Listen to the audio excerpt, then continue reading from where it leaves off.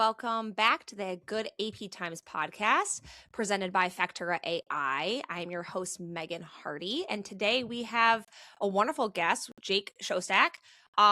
Jake, you've been in the restaurant industry for a while and you've done a ton of amazing things.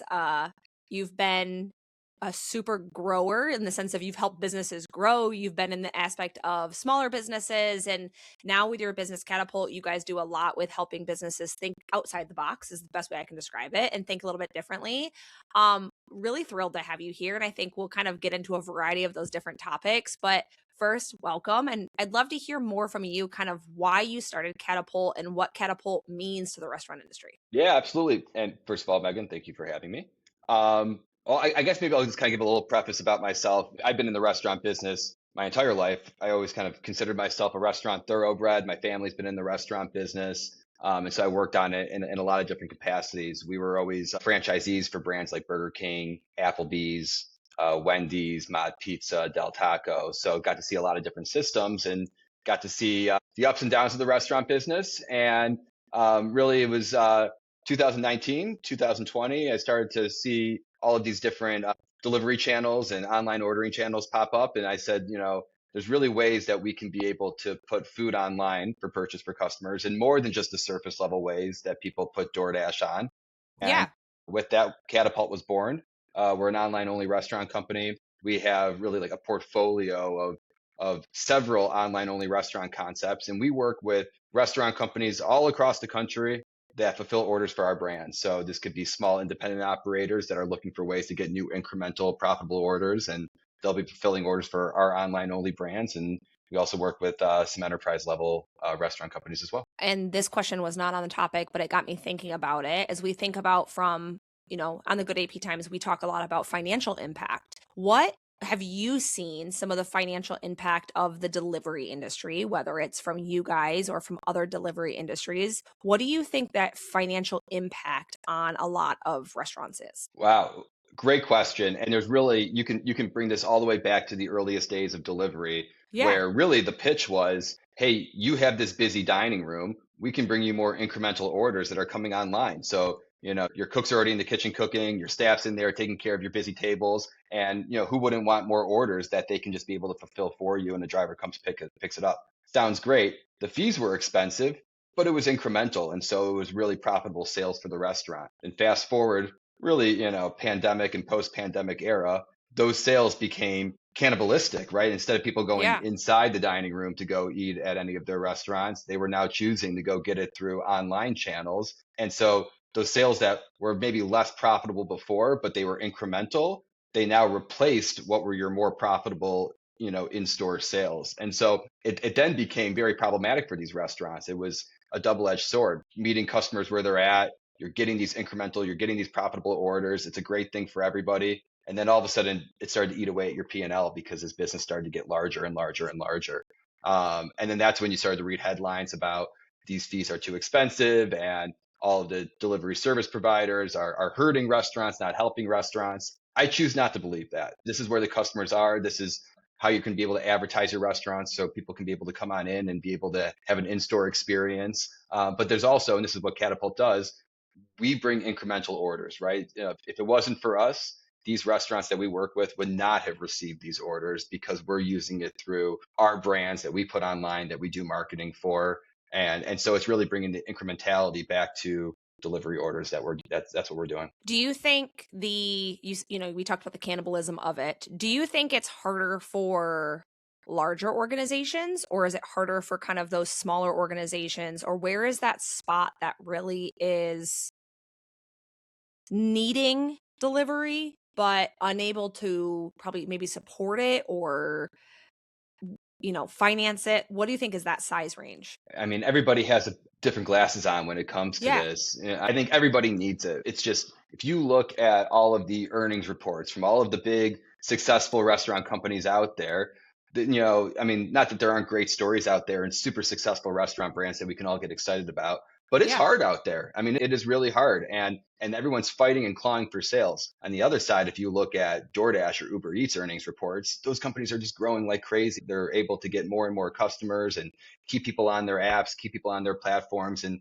maybe they were just getting restaurants, but now they're also getting their alcohol delivery or their toiletries or anything like that delivered to them. But the point is that's where the customers are, and it's a new age. But that makes it exciting for the restaurant business. It really does, because with technology comes change, but it also comes opportunity. And I think, we think about it can help with growth, right? In a lot of ways, but sometimes restaurants don't always want to grow, right? Like there's something special about that really nice restaurants. Do you think we've romanticized growth a little bit in the restaurant industry? Oh my goodness, yeah. I mean, how often do you see those headlines about so and so is opening up X amount of units or did open X amount of units? And it is impressive. And that takes a lot of work and a lot of Yeah. capital and a lot of buy-in and people who want to be part of this vision. And so I mean, it should be celebrated.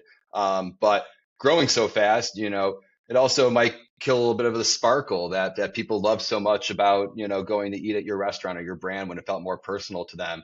Or just because you have a great brand and you want to grow it like crazy doesn't mean that every single new restaurant that you open was a good business decision. So it's got to be careful growth. What do you think the difference between a restaurant that should scale versus one that shouldn't? Well, I always tell people that good food and good service is the barrier to entry. Everybody expects it, right? I mean, it's looking at all the different sub shops that are available, who really has that much better of a turkey sandwich. You might have your preferences, but it's everyone's got good food available to them, and everybody's got something, that successful that keeps people back because there's something to be desired. I think that it's beyond that though these days, right? It's really about having that viral moment. And that's hard to predict. It's really hard to find, and it really can't be manufactured so easily anymore, right? Yeah. I kind of always think about the early days with Chipotle back in the 90s and the early 2000s. And, Chipotle was neck and neck right there with Qdoba or Baja Fresh, Salsarita, Pancheros. There were so many of them. And not that Chipotle had a lot of great things working for them, but I'll never forget the Osbournes, the Ozzy Osbourne reality TV show. There was that episode where Ozzy just couldn't stop talking about Chipotle for the entire episode. These Chipotle burritos are as big as my head. I've got to go back and get these burritos. And that did a lot. But now maybe it wasn't the reason why Chipotle became Chipotle. Obviously, they were doing so many things right, but that was their viral moment. And now with social media having such a big impact on what people eat and where people eat, I think that scaling is beyond having good food. You want to have that viral moment, and you almost want to know that you have it before you invest all this in this money and trying to create it. Because this year, like I said, it's not easy to manufacture it. It has to be organic. Well, and it's funny, I always think about that when I think about dirty soda, right? Like that's a huge viral trend right now. And that came out of, I think Real Housewives of Salt Lake City or a Secret Life of Mormon Wives, something like that, like whatever it was. But like dirty sodas became a huge thing. And there was businesses that was their entire brand, and they've been scaling like crazy. And now you've got companies like I just had my first dirty soda from McDonald's the other day because I had to try it. Like they're Hmm. now coming out with these dirty sodas and different things. And so I it's so funny to me that something like that, like you said, that viral moment really can help catapult somebody that you don't always expect it. It does. It's so funny. Okay. Taking a step back, we think about it a lot when you talked about profitability and sales and growth and et cetera. Do you think too many owners sometimes focus on sales instead of focusing on profitability? Yes, yes. And unfortunately, in the restaurant business, you don't have that much margin or that much Yeah. runway to just focus on sales. They have to be profitable sales. And, the easiest way to go get sales is to open up more locations. And the only way you can open more locations is to invest more capital. So until you have positive unit economics, don't go for the growth. Otherwise, you're just going to be digging yourself into a hole. And the good thing about restaurants is, you don't always have to be the first to market. There's Yeah. a lot of hungry people out there, and as long as you're methodical and you do it the right way and you win your customers over, one person at a time, it's not necessarily how quickly you can grow, it's how quickly can you win over customers. Yeah. You guys obviously are involved with Catapult and businesses that are of all sizes and scales, right? When you think about that, a lot of it, and correct me if I'm wrong here, but a lot of what you guys do is you provide some of the kitchen, right? These are concepts that want to go to delivery and you guys providing some of the kitchen. Is that correct? It's actually the opposite of it is we provide the Okay. brand, and then we You work provide the with brand. restaurants that have the kitchen.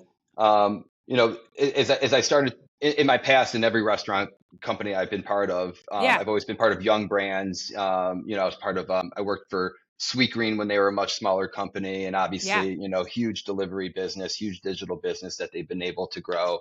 I worked for Let Us Entertain You for a brand called Wow Wow that became a big digital brand. And so this was always something that I was good at and I was a part of is growing online sales. Another one of the questions that I didn't put on here, but like where to start? I know it sounds funny, but I'm a business who maybe I'm just doing it via DoorDash or via Mhm. whatever, and I'm a little bit unsure of how to make this profitable. Where do I need to start? Wow. Well, the first place I would start is on the apps. So if you're really just looking to get into digital business and you're not on DoorDash and you're not on Uber Eats Yeah. or Grubhub, get on those platforms. There are so many new diners on there, people who are in your neighborhood that have never heard of you or have driven past you and have just never had a chance to go in. But once they have the option of getting something delivered to them, it just completely changes the accessibility. So get on there first and then start to advertise on there. The advertising does work. It does bring in customers. You have this built-in customer base over there, and if you're looking for new customers,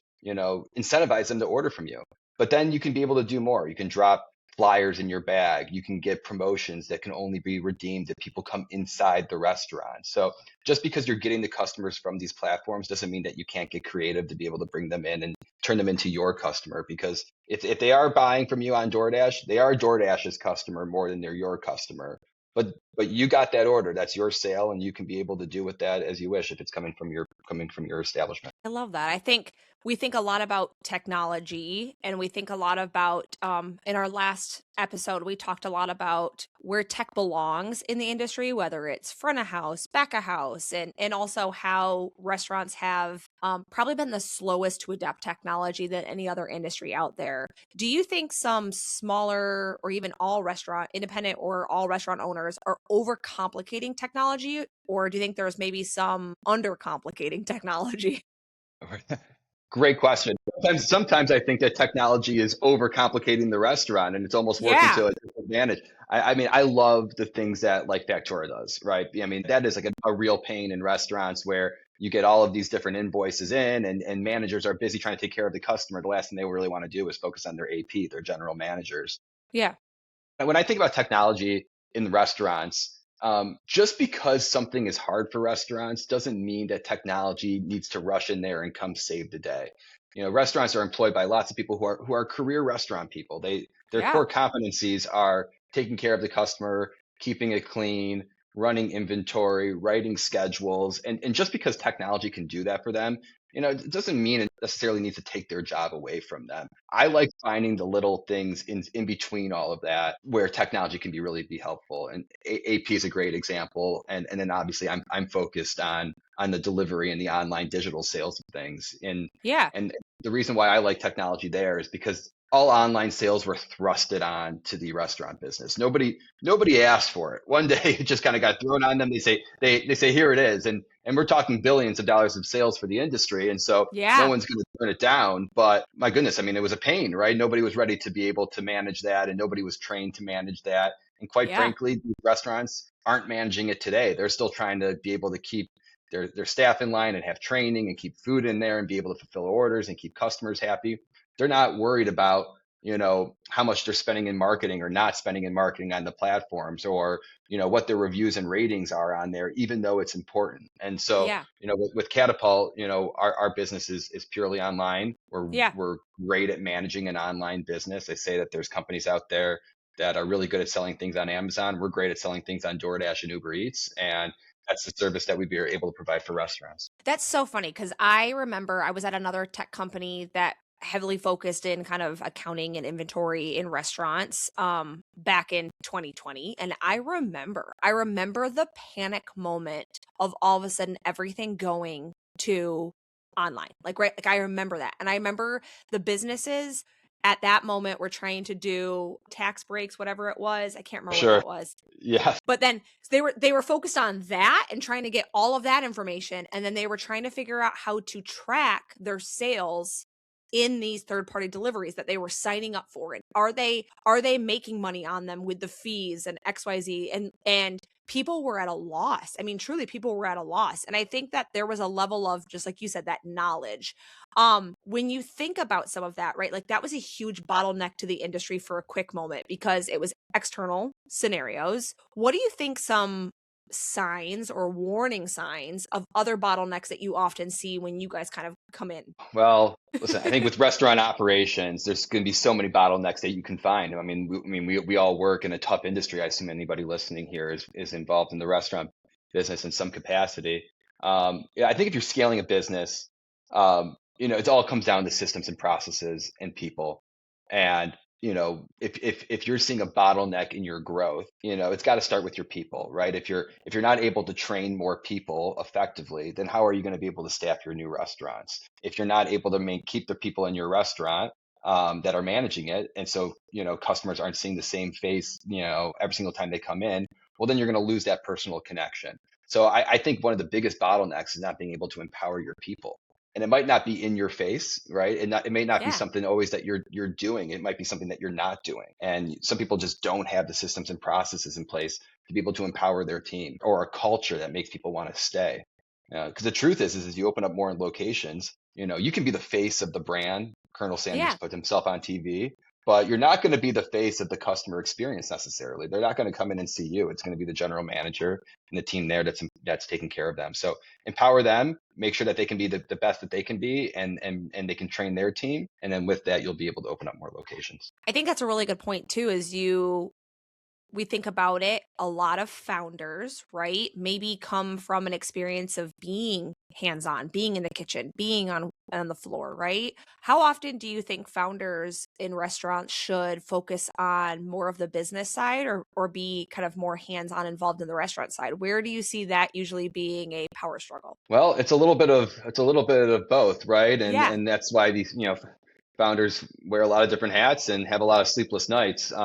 But in the beginning, you got to be in the business, right? Someone needs to be able to set the tone, set the direction, make sure that all of that is able to stay intact. But you're not going to really be able to grow a business, particularly a restaurant business, if you're working in it, not on it. The restaurant business is it's people intensive. It takes a lot of people to be able to do it. So if you're trying to do everything, you're not going to be able to set the path that you want your team to be working on. And so, I'm a firm believer that hire the right people, make sure that they're taken care of, let them run the business so you can be able to set everybody else up to prosper. I love that. What mindset shift needs to happen between kind of like location 1 or location 5 or location 10? What mindset shift needs to happen? I mean, I'm sounding like a broken record here, but it all It's the comes down people. to Yeah. system. Yeah, it's people and systems and processes, right? And I've seen really good people in bad operations, and those good people get burnt out, right? So Yeah.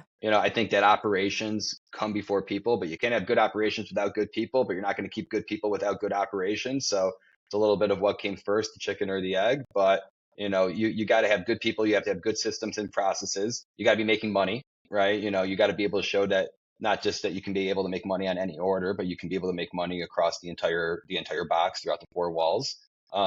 And then if you have those in place, then you're able to present a story to investors and be able to start opening up more locations. Why do you think delegation is so, and I'm going to use the word emotionally difficult for founders? Why do you think delegation is so emotionally difficult?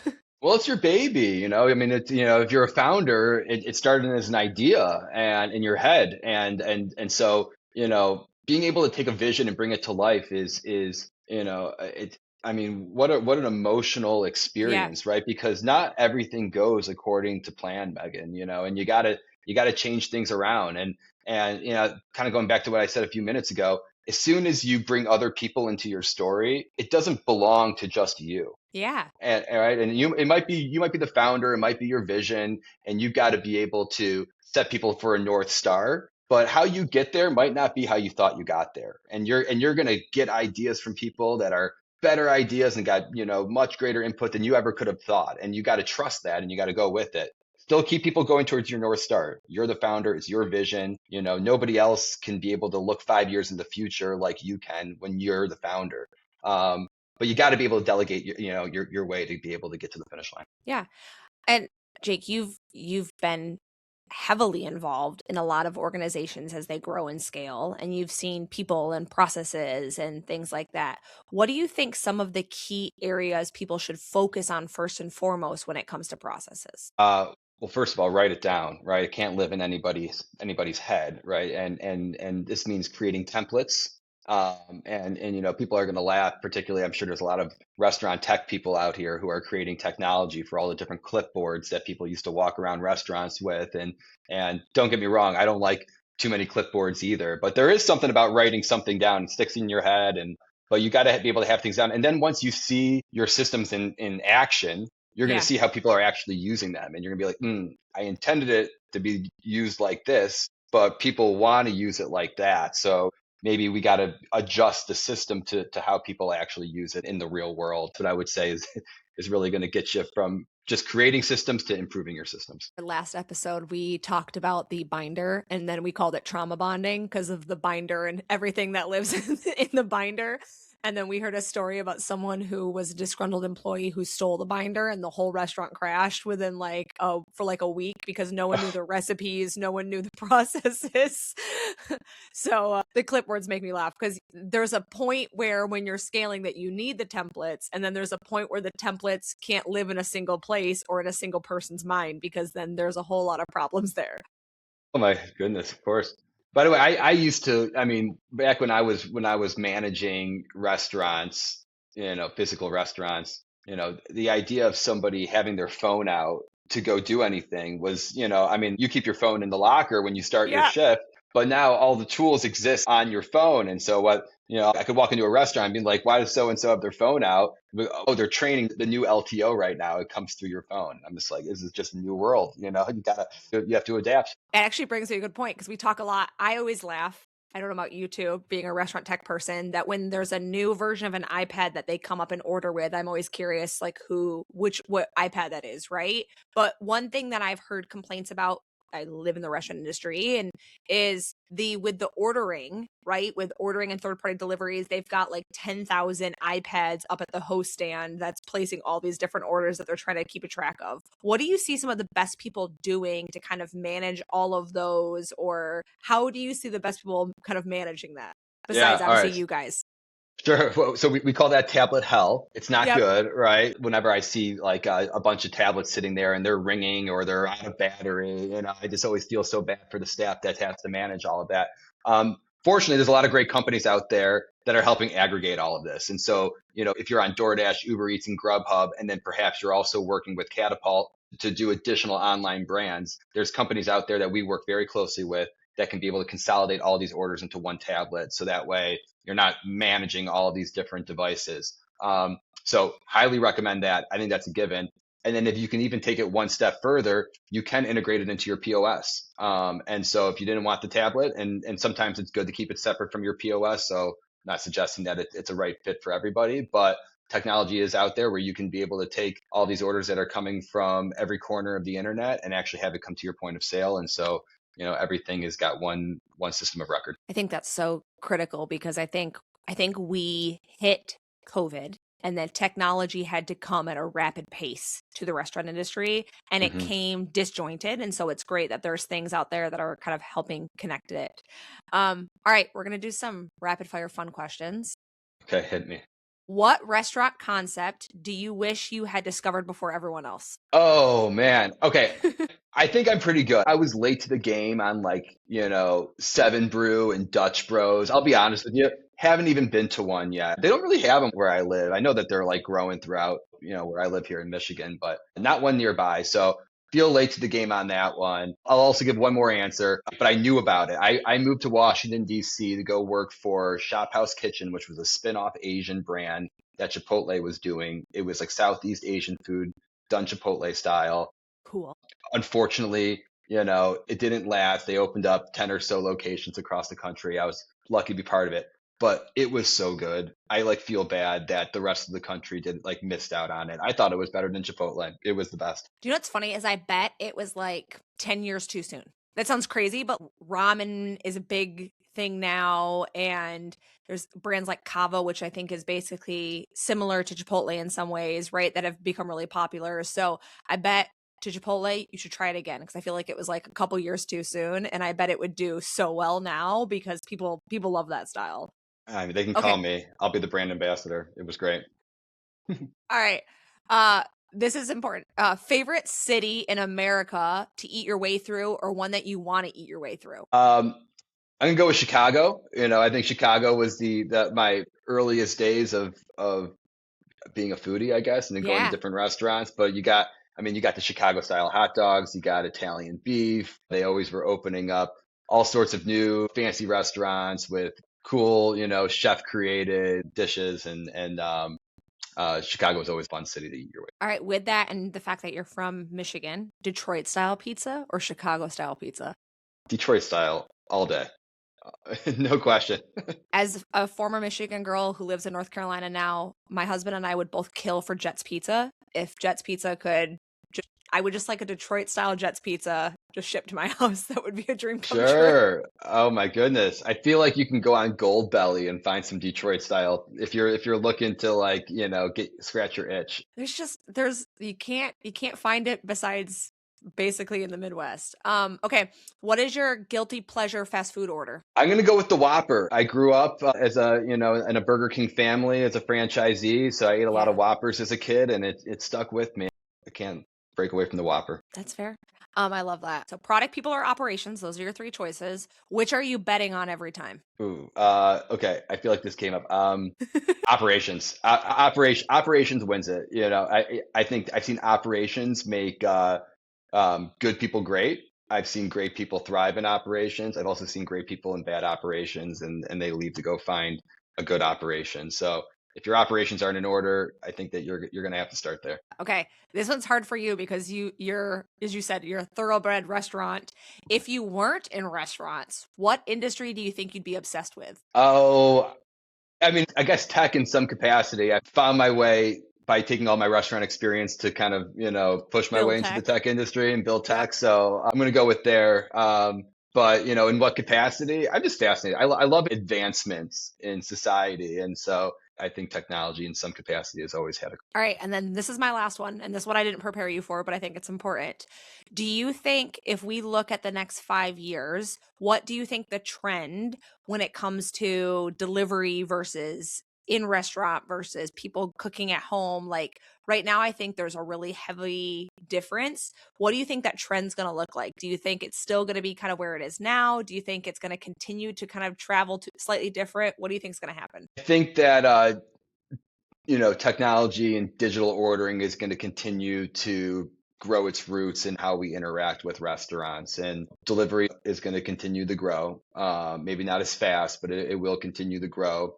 The growth rate in pickup orders that are ordered, through online channels continues to grow. So I would imagine that that's going to continue to have a large share. And I'd like to think that people are going to go into restaurants still, but they're going to order digitally. Yeah. Sometimes you see tablets and different kiosks that are out there, but it might be even I'm going to help myself and sit down and I'm going to order from my phone. And digital ordering is still going to find new ways to be able to get in the industry, but that's like I said, that creates opportunities for everyone. I think one thing too that I see a ton of trend of where I live now is there's a lot of places which are, hey, you like come pick up a full meal that you're hosting, with a large group, or like, so don't worry about cooking it, just come pick it all up. Here we go. Here's everything. And so I think that's just I see that trend more and more that the world of hosting. I came originally from the private events world. So I think it's really interesting to see restaurants going, okay, great, here, we'll give you everything without catering it. You can take it home and serve it and do this. And I think that's a trend that I'm seeing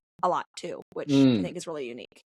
Absolutely. I mean, large orders and catering Yeah. orders. And there's another company out there now called Picnic. I think they're doing an interesting approach towards delivery where they'll send a bunch of orders to like one office building, right? So like the whole office building can be able to Yeah. order for pickup at this one time, but they're doing mass pickup orders for different restaurants. And so it allows people to do variety for big groups, but everyone gets to eat together. And it's exciting times. 5 years from now, let's have this conversation again and let's see what our answers, see if we were able to be fortune tellers. Absolutely. Listen, I've been in restaurant tech now for a while, and I couldn't have predicted where we were now when I started. So, well, Jake, thank you so much for joining us. It's been such a great conversation. We've had so much fun. And I think that um, if any of our guests are listening and they're trying to understand what to do when it comes to ordering or online ordering, definitely, give Jake and his team over at Catapult a call. And if you want to order some of your fun digital brands, they all look delicious. I was looking at your guys' website earlier. So, and wait, actually, I want to say this. Where can people find Catapult now? Like where can they order from now? What cities are Yeah. you in? You're kind of all over, right? Yeah, we're all over the United States and Canada. You can find us in just about all 50 states.